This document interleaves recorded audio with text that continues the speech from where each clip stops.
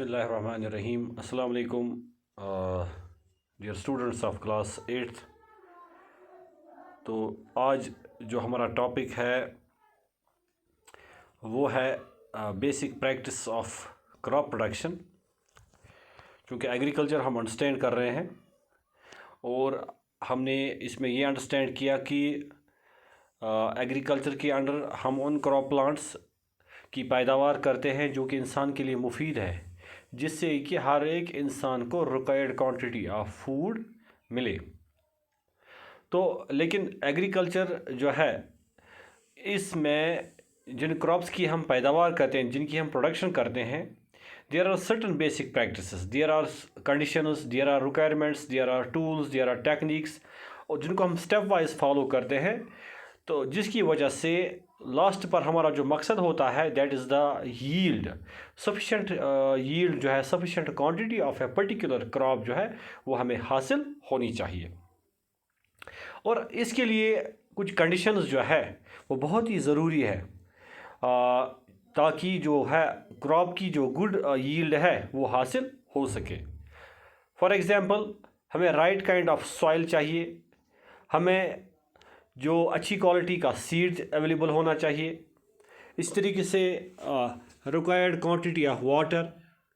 Similarly हमें protection जो है इन क्रॉप्स की फ्रॉम वीड्स, पेस्ट्स होनी चाहिए, और इस तरीके से प्रॉपर इम्प्लीमेंटेशन जो है वो बहुत ही ज़रूरी है ताकि जो हाई यील्ड है एक क्रॉप प्लांट की हो सके।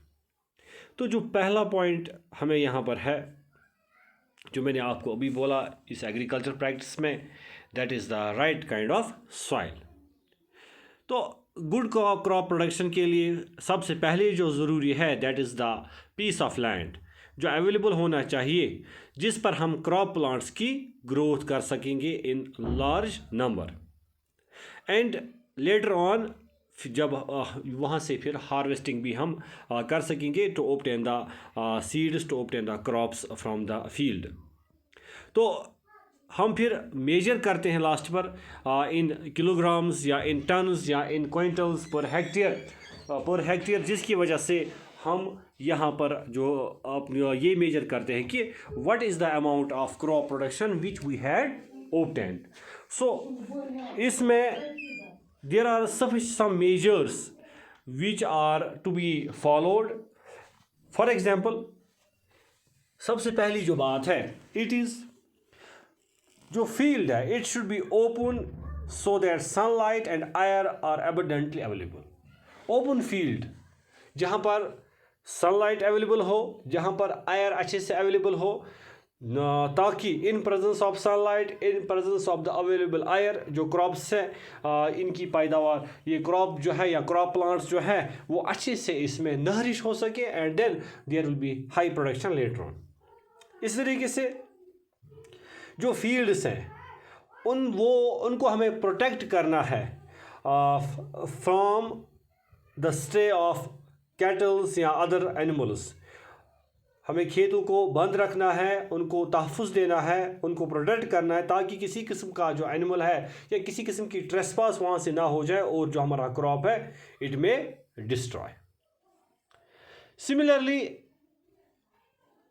जो सॉइल है, सबसे इंपॉर्टेंट पॉइंट जो है, it is the turning of the soil और loosening of the soil before sowing the seeds, ताकि जो यंग प्लांट्स हैं इनके जो रूट्स हैं दे कैन पेनिट्रेट ईजिली।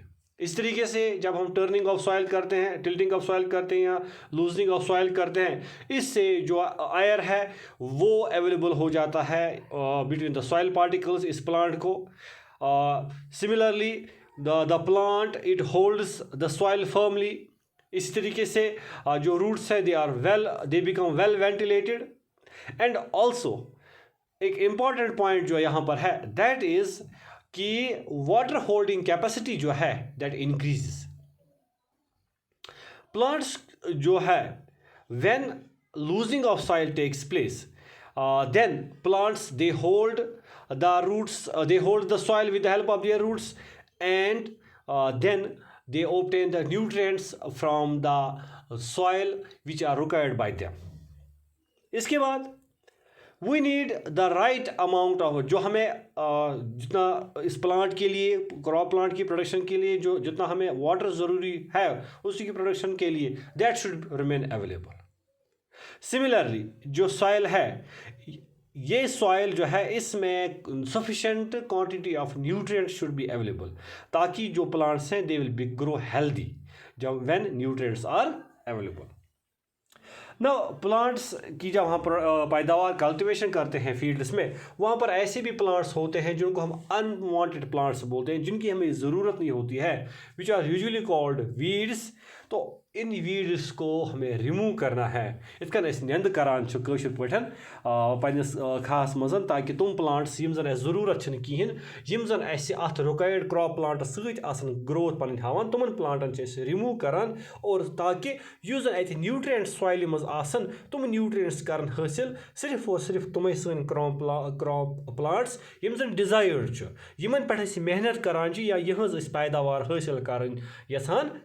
बाकी प्लांट्स यम ज़रूरत अत खेतस मज कहें, तुम रिमूव करान। इतन हम आसान दान सम कर या बेरन पे अनवांटेड घास आसान, यह रिमूव करान, ताकि जो प्लांट्स है, जो रिक्वायर्ड प्लांट्स है, उन्हीं की जो ग्रोथ है वो हो सके। द सॉइल जो है, so it is very much important to turn it inch by inch. जिस खेत पर हम किसी क्रॉप प्लांट की कल्टीवेशन करना चाहते हैं, तो उसको टर्न लाजमी करना है, उस पूरे फील्ड पीस ऑफ लैंड को, और this is done by ploughing या टिल्टिंग। और प्लोइंग के लिए हमें पता है काफ़ी मेथड्स जो अवेलेबल है, और जो सबसे ट्रेडिशनल मेथड है दैट इज़ जिसको हम that is made of wood and iron and dried animals, यथ इतन दांद हूर लागान खास मस। लेकिन आजकल जो है tractors are used in the fields to plough them, और इस तरीके से हैवी मशीनरी जो है वो इस्तेमाल होती है, ड्रिल्स इस्तेमाल होते हैं, ताकि जो खेत है इसको ड्रिल किया जाता है। यहाँ पर ये बात जहन नशीन करनी लाजमी है, जो कश्मीर में सॉइल पाई जाती है, it varies from type to type. For example clay से लोम तक ये वेरी होती है, और लगभग 8 टाइप्स ऑफ सॉइल जो है they are found. For example number 1 is good, जिसको हम सिल्ट बोलते हैं, बेहल लोम सॉइल, सिकल, सैंडी, सुर, ऐश, डेजर्ट लैंड, नेम्बल, पीट, रद, फ्लोटिंग एंड कारीवास। लद्दाख रीजन में ग्लेशियल और माउंटेन सॉइल जो है वो अवेलेबल होती है। तो प्लोज की मदद से जब हम सॉइल को टिल्ट करते हैं, we choose the ploughs depending upon the type of the soil, कि सॉइल कितनी हार्ड है, कितनी सॉफ्ट है। अगर सॉइल हार्ड है तो जो प्लोज हैं उनका जो शेप है, उनकी they should be made of iron to break the pieces of land, to turn the soil, to loosen the soil particles. और फिर फर्दर इसको हम ब्रोक डाउन करते हैं बाय क्लॉड क्रशर। और जब हम सॉइल को हम लूज़ करते हैं, उसके बाद क्या करते हैं हम, what is the requirement then, we may the soil may get eroded by winds and water. So उस चीज़ को प्रिवेंट करने के लिए जो सॉइल है इसको लेवल किया जाता है। इसको हमारे पास वुडन लेवलर्स होते हैं या प्लैंक्स होते हैं, अगर कशिर पड़ वन मोंड इतकन दिवान मकाई राजमास दिवान मोंड, ताकि विट विट जन मिच फल उनको ब्रेक किया जाता है, और जिसकी वजह से जो है जो सॉइल है इसका जो यूनिफॉर्म स्ट्रक्चर बनता है। इस वजह से जो वाटर डिस्ट्रीब्यूशन है वो भी फैसिलिटेट होती है, और सॉइल की जो प्रिपरेशन है ये इट आल्सो बिकम्स हेल्पफुल। लेकिन कंटिन्यूस कल्टीवेशन जो है एक सॉइल के एक ज़मीन के एक टुकड़े पर, लैंड के एक पीस पर जो है, when continuous cultivation of a particular type of this crop is done, so at that time what happens, the fertility is lost, the land reduces it's fertility, and we have to take measures to revive the fertility of the soil. इसके साथ साथ ploughing जो हम artificially करते हैं, कुदरत का एक नेचुरल जो फार्मर है इसका एक नेचुरल हेल्पर है, कुदरत ने इसके लिए मखसूस किया है जो इसको मदद करता है to loose the soil. And आपको पता होगा that is the earthworm. Earthworm जो है ये एक बेनिफिशियल ऑर्गेनिज्म है फार्मर का जो कि मदद करता है to loose in the soil. इसके बाद जो ज़मीन तैयार होने के बाद हमें नेक्स्ट स्टेप जो है एग्रीकल्चर में जो उठाना है that is the selection of the right kind of soil seed. क्योंकि अब लैंड जो प्रिपेयर हुई है अब इसमें हमें सीड्स को सो करना है, लेकिन हमें सीड्स को पहले सिलेक्ट करना है। और सिलेक्शन का प्रोसीजर क्या है दैट जो सीड्स हमें सो करने हैं, जो बीज हमें बोने हैं इस खेत में, वो डिजीज़ फ्री होने चाहिए and also they should be resistant to diseases. तुमन गसन जल्दी जल्दी बेमार हेकन लगित कहीं, तुम गसन they should be disease resistant, they should be able to face the tough climatic conditions, they should strive in the harsh climatic conditions also. और जो सीड्स हैं वो जर्मिनेशन के लिए भी वाइबल होनी चाहिए कि जब उनको हम सो करें ज़मीन में तो अंडर अप्रोप्रिएट कंडीशंस वो जल्दी से जर्मिनेट हो जाएं and later on they will become adult plants.